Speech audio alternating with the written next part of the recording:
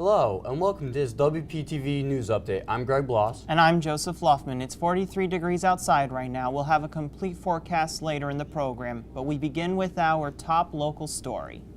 County police have caught 5 men allegedly involved in shootings last week. Officials say shots were fired into 2 different houses in the area. None of the residents were hurt.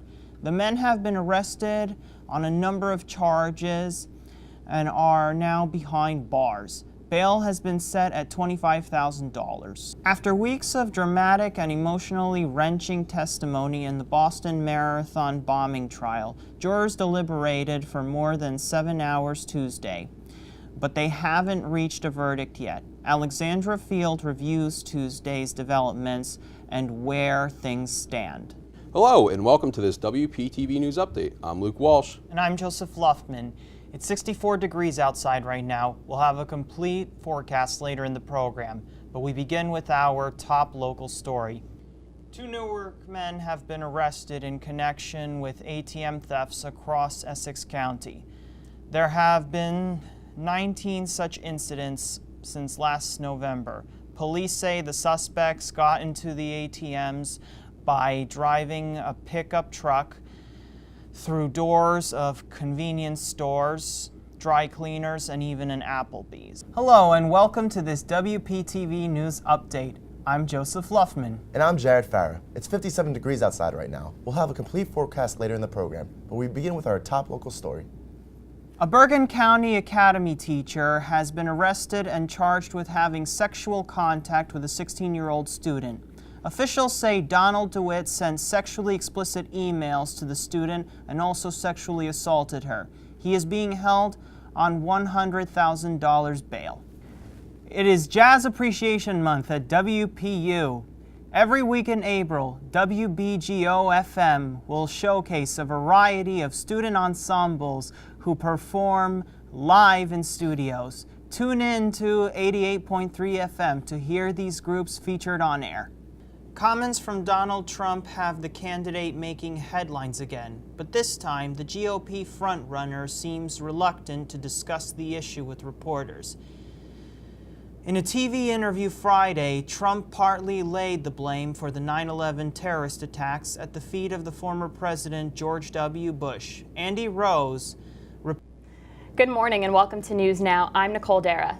And I'm Joe Luftman. Today we have the latest in local and international news. Here's Nicole with our first story. Nicole?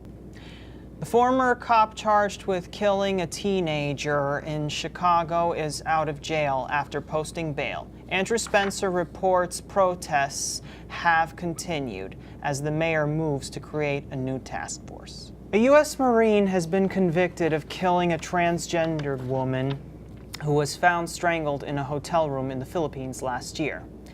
Today, in Philippine courtroom, Lance Corporal Joseph Scott Pemberton was sentenced to up to 12 years in prison. Police say the naked body of Jeffrey Loud, also known as Jennifer, was found with her head in a toilet in a hotel room in October 20th, 2014. Pemberton originally told police he had choked Loud, but then tried to revive her. Pemberton reportedly had become angry with Loud upon discovering she or he had male genitalia.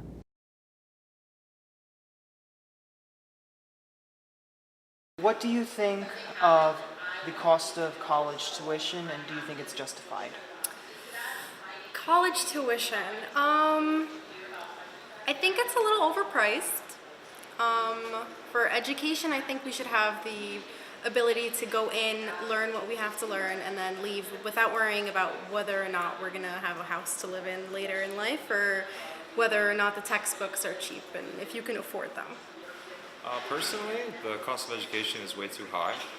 It forces a lot of students to go to universities and schools that they don't particularly want to go to, just based upon their income and their ability to pay for the education. But there are some other options out there for kids that they can still go to school and not have to, pay so much, because I think that it's way overpriced. No, I don't think any of it's justified. I think it's absurd that we make kids pay enormous amounts of money just to get a college tuition, to get a job that they're not necessarily going to get in the first place. And on top of that, it's this continuous cycle of that I need a job in order for me to get a higher education. So it's almost self-manifesting that it's, this whole cycle that has to happen for higher education. So no, I don't think any of it's justified. Currently, I don't think the cost of tuition is very fair for most students. I think that the cost of tuition is way overpriced and very inflated. I think it's way too high and it's definitely not justified. I mean, I understand public colleges compared to private, but I don't think public colleges should be as much as they are.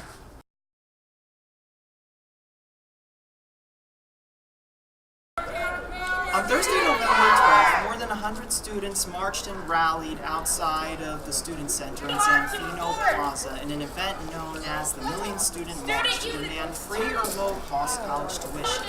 Tyler Brennis, the president of the Young Democratic Socialists, spoke about why it was important to come out that day. Right now, as many of you've heard about this event, your flyers. We also have in Quebec a student strike if tuition strikes if it's raised 5 to 6% every year. 5 to 6% every year that happens on this campus. And what do? Tens of thousands of students, faculty and staff, and communities around Quebec all strike. They strike for months. And they ask them, you have the lowest tuition rate in the country of Canada, why do you strike? And the students, they said that they have the lowest tuition rate because they strike, because they always come out. Yeah. What kind of power is it? Student power! What kind of power? Student power! Willpower! Amen. And again, look at the example of South Africa, where the parliament was going to raise tuition for them. And the students there, most of them, 30 to 40% of them, couldn't accept the tuition rate there. And they were going to not attend college anymore. So what did they do? They all organized, they all rallied, and they stormed the parliament. The march ended outside Hobart Manor, where students were met by President Kathleen Waldron. Waldron praised the students for coming out and explained why she agreed with their demands, and mentioned some things William Patterson is doing to help battle student debt. Let me tell you, I agree with your demands. What I can do about it is something else. But I totally agree with you. First, let me deal with student debt. We know that our students at William Patterson University are graduating on average, the undergraduates, with about $27,000 in debt. That's too much. None of us want you to go forward with your lives with that level of debt. Some students have $80,000 in debt, some students have none, but the average is $27,000. Surely as a country, as the richest country in the world, we can do something better to help students with the debt burden they're carrying. I think if you remember, President Obama said he only paid off his student loans from law school 5 years before he became president of the United States. That's amazing and shocking. Second, free tuition. That's a big order. But I totally understand why the burden of tuition prevents many people from going to university. And if there's any students sleeping in the car, I want them to email me immediately. I never want to hear that, but I know that's happening. We've helped students. I want you to know that we want to help you get jobs when you're ready, when you're graduating. We put more money into career development here at William Patterson University to help you make the transition to the best careers that you can have. We know some of you are carrying that debt. We want to help you get the kind of jobs or grad schools, whatever, that's going to help you be able to pay off that debt until there's maybe a readjustment of the debt program in the United States. Third, minimum wage. I agree. I think that people should be paid fairly. I've looked at our campus. I want to be. I know the minimum wage in New Jersey is $8. $8.25. $8.25. I mean, that's very low.